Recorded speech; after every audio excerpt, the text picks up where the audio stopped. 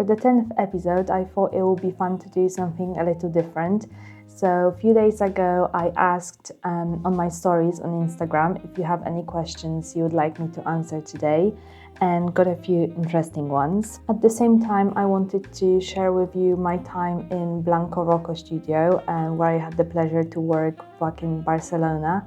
First question is, where do you think you'll be in 5 or 10 years' time, still tattooing on the studio? Question from Bradley, who recently joined our team in Studio 555. I will leave his Instagram handle in the description below, so make sure to check out his work. I find it hard to think that much in advance because everything is changing so quickly nowadays, and 10 years ago I wouldn't think of becoming a tattoo artist, but 6 years ago I was already training to be one, so maybe let's talk about 5 years' time. Yes, I will still be tattooing, but I will be tattooing less, maybe 3 days a week, and I'll spend more time on different crafts. I'm eager to learn how to sew, to remake vintage or second-hand clothes, as well as jewelry making. But at the moment, tattooing is consuming most of my time, so the plan is to focus on more flash designs and projects which will bring me the most satisfaction and create time to develop new skills. In terms of owning a studio, yes, my mindset changed recently. I used to think that it would only take a big portion of my freedom because I would be stuck in one place and be committed to paying rent no matter how much I make in a month. And if working for someone else, you only pay for when you're actually there. But I understood that it also gives a lot of freedom and possibilities, so hopefully soon. The second question is there a reason why a lot of tattoo artists don't do their designs until the day or day before? I'm sure people have different reasons, but I try to do it closer to the date because there is less possibility that someone will cancel and the work I did will be pointless. Also, when you have to do 4, 5 or 8 tattoo designs a week, it's quite hard to stay on top of it, and doing even more designs for a later date seems kind of impossible to me. For example, I was planning to prepare all my designs for May in March and April when I was in Spain to then be on top of it, but I also finally had the time to draw whenever I wanted, learn new techniques, have that freedom with flash designs. So I've only managed to do a few, and now I'm back to doing it with just a few days in advance. I think the main reason for other artists is that they don't send the designs in advance. Clients see them once they come in for the appointment, so there is no reason for them to prepare it that much in advance.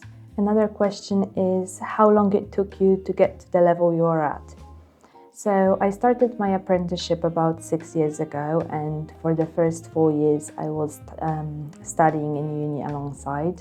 So I was in the studio for about 3 days a week and sometimes in the afternoons after the lectures. My undergrad was in graphic communication and then master's in visual communication. So both creative courses, but I wouldn't say that they really helped me in progressing as a tattoo artist. I think if I just spend more time drawing and being in the studio, the progress would be a bit faster. I think there was the biggest step forward in my career was in 2020 after the first lockdown, when I got back to work, rested, excited to be tattooing again. I was booked up for quite a few months and was tattooing very regularly, so it's a good reminder of how important it is to take a break. The next question is also from an incredibly talented tattoo artist, Polina. Check out her work in the description below. And she asked what I think about the colors ban in Europe.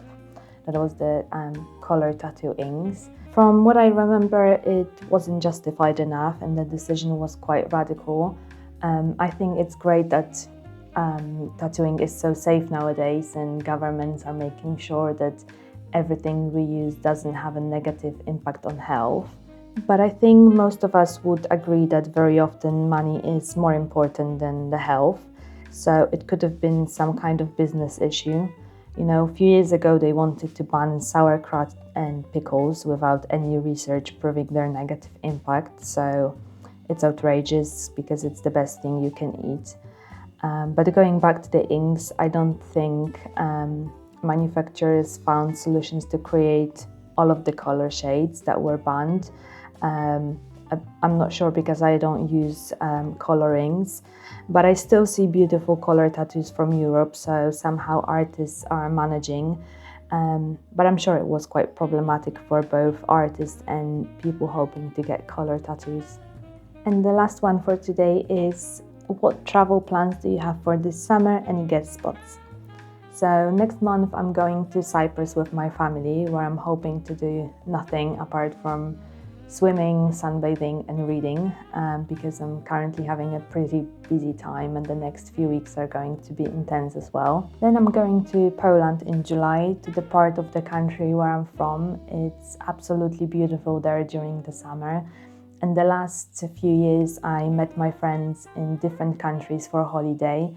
So I really wanted to spend some time by the Polish lakes and in the mountains. And towards the end of July, I will be working in Exp House in London, which I'm really looking forward to. It looks like a beautiful studio. I will be posting more information about it soon. And I think that's it for now, as I will be working on some exciting projects for the rest of the summer.